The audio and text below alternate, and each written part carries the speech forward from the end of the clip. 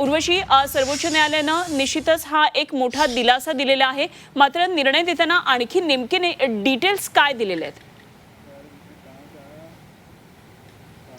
हे बघा, एक महत्त्वाची गोष्ट म्हणजे ही आहे की सुप्रीम कोर्टाने सर्वोच्च न्यायालयाने स्थगिती दिली आहे.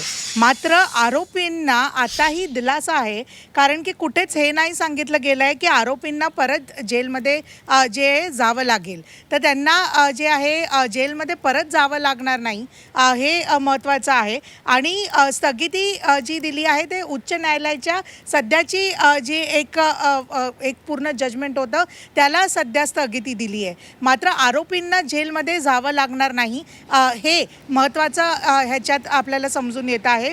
जे SG आहे तुषार मेहता यांनी जेव्हा सांगितलं, ह्यांनी हे सांगितलं की ज्यांनी आपले जीव गमावले आहेत, जे सगळ्यांचे जे परिजन आहेत, त्या सगळ्यांना न्याय मिळणं खूप गरजेचं आहे.